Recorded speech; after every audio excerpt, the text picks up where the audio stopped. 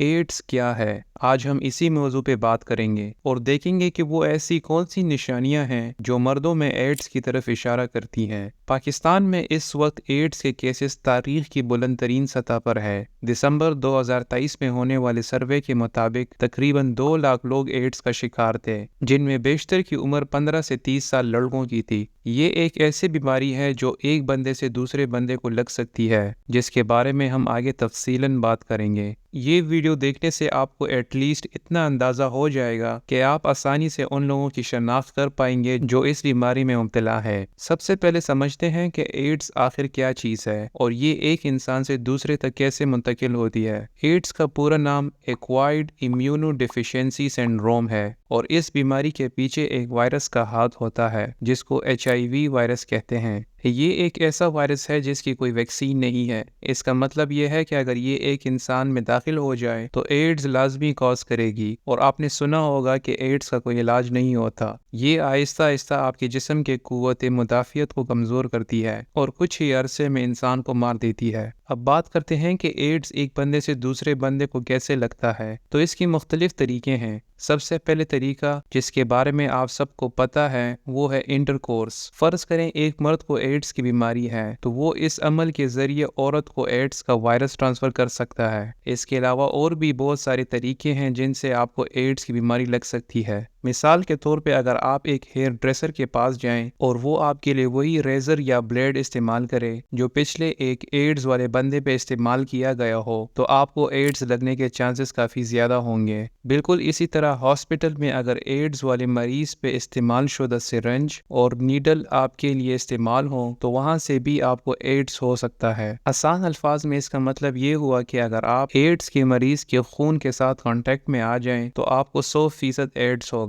اس کی وجہ یہ ہے کہ ایک خون کے قطرے میں کروڑوں کی تعداد میں HIV وائرس ہوتے ہیں، اس لیے آپ کو ان ساری چیزوں کے بارے میں کافی محتاط رہنا چاہیے۔ اب بات کرتے ہیں کہ وہ ایسی کون سی نشانیاں ہیں جن کو دیکھ کے آپ اندازہ لگا سکتے ہیں کہ آپ کو ایڈز ہے یا نہیں، کیونکہ جتنا جلدی آپ ایڈز کو تشخیص کر لیں اتنا جلدی آپ اس بیماری کے پروگریشن کو آہستہ کر سکتے ہیں۔ ایڈز کی سب سے پہلی نشانی ہے ہیڈ ایک، یعنی سر میں درد ہونا۔ جب آپ کے جسم میں HIV وائرس داخل ہوتا ہے تو وہ آپ کو کمزور بناتی ہے۔ آپ ہر وقت تھکاوٹ محسوس کرتے ہیں اور سر پہ بوجھ سا رہتا ہے۔ ایڈز لگنے کے بعد اس طرح کے سمٹمز یعنی سر میں درد ہونا 1 مہینہ بعد نظر آتا ہے۔ بہت سے لوگ اس کو ہلکا لیتے ہیں کیونکہ وہ سمجھتے ہیں کہ یہ کوئی عام سا سر کا درد ہوگا، لیکن یہاں پہ ضروری بات یہ ہے کہ جب آپ ایسا فیل کریں تو لازمی اس بارے میں سوچیں کہ پچھلے 30 دنوں میں آپ کا کہیں خون سے کانٹیکٹ تو نہیں ہوا۔ اگر آپ خون کے ساتھ کانٹیکٹ میں آنے کے بعد اس طرح کے سمٹمز فیل کر رہے ہیں تو لازمی ڈاکٹر سے رجوع کریں۔ ایڈز کی دوسری بڑی نشانی ہے فیور، یعنی بخار ہونا۔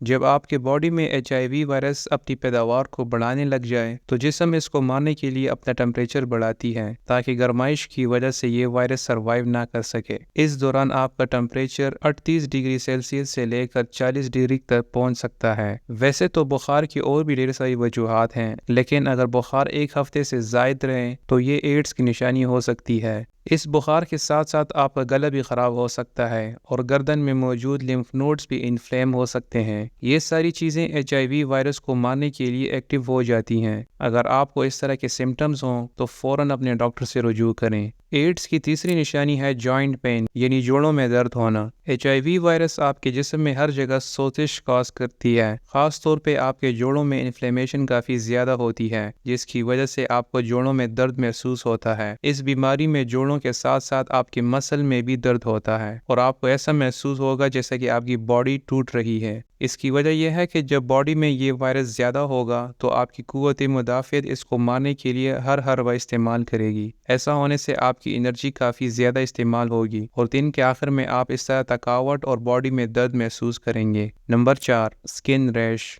سکن پہ ریش کا آنا، خاص طور پہ ایسا ریش جو کافی خارش کرنے لگے، تو یہ بھی ایڈز کی چند نشانیوں میں سے ایک نشانی ہے۔ اس طرح کا ریش ہر جگہ آ سکتا ہے، لیکن میجورٹی کیسز میں یہ چھاتی اور منہ کے ارد گرد ہوتا ہے۔ یہ یوزولی تب آتا ہے جب آپ کے بخار کو 1 ہفتہ گزر جائے۔ تو اگر آپ کو اس طرح کا کوئی سمٹم نظر آئے تو لازمی ڈاکٹر سے رجوع کریں۔ نمبر 5، ڈرائی کاف، یعنی کھانسی۔ ایڈز کی بیماری میں بخار کے ساتھ ساتھ آپ کو کھانسی کا مسئلہ بھی پیش آ سکتا ہے، جو اشارہ کرتی ہے کہ اس وقت آپ کا قوت مدافعت وائرس کے سامنے ہارنے لگ گیا ہے۔ جب ایسا ہوتا ہے تو باہر سے اور بھی ڈھیر سارے جراثیم آپ کے جسم میں بآسانی داخل ہونے لگتے ہیں، آپ کو چیسٹ انفیکشن ہونے کا خطرہ بڑھ جاتا ہے، اور جب آپ کھانسی کرنے لگ جائیں تو اس کا مطلب جراثیم آپ کے پھیپھڑوں میں بھی پہنچ گئے ہیں۔ نمبر 6، ڈائریا یعنی پیٹ خراب ہونا۔ ایڈز کی بیماری میں آپ کے جسم کا ہر ایک سسٹم متاثر ہوتا ہے، کیونکہ جب HIV وائرس آپ کی قوت مدافعت کو ہرا دیتی ہے تو پھر وہ ہر قسم کے انفیکشن کاز کر سکتی ہے۔ ایڈز کی بیماری میں جب آپ کا پیٹ خراب ہوتا ہے تو وہ کافی عرصے کے لیے رہتا ہے، کیونکہ پیٹ میں موجود جراثیم کو مارنے والا کوئی نہیں ہوتا۔ ایڈز کی آخری اور بہت امپورٹنٹ نشانی ہے نائٹ سویٹس، یعنی رات کو سوتے وقت گرمی لگنا۔ ایڈز کی بیماری میں آپ کا ٹمپریچر رات کے ٹائم کافی زیادہ ہو جاتا ہے اور آپ کو پسینہ آنا شروع ہوتا ہے۔ تو یہ تھی چند نشانیاں ایڈز کے بارے میں۔ یہ 7 نشانیاں اور بھی ڈھیر ساری وجوہات کی وجہ سے ہو سکتی ہیں۔ ضروری نہیں کہ جس بندے کو اس طرح کے سمٹمز ہوں اس کو ایڈز ہوگا۔ اس ویڈیو کا مقصد آپ لوگوں کو ایڈز کے بارے میں آگاہ کرنا تھا، تاکہ آپ کو تھوڑا بہت آئیڈیا ہو سکے کہ ایڈز کیا چیز ہے اور یہ پھیلتا کیسے ہے۔ ایڈز سے بچنے کے لیے احتیاط بہت ضروری ہے۔ جب کبھی بھی آپ ہیئر ڈریسر کے پاس جائیں تو ان سے کہیں کہ آپ کے لیے نیا بلیڈ استعمال کریں۔ بالکل اسی طرح استعمال شدہ سرنج اور نیڈل سے دور رہیں۔ امید کرتا ہوں آج آپ نے کچھ نیا سیکھا ہوگا۔ اگر ویڈیو اچھی لگی ہو تو لائک ضرور کیجیے۔ اس طرح کی مزید ہیلتھ ریلیٹڈ ویڈیوز دیکھنے کے لیے چینل کو سبسکرائب کریں، اور اگر آپ کے کوئی بھی سوالات ہوں تو کامنٹ سیکشن میں مجھے آگاہ کریں۔ شکریہ۔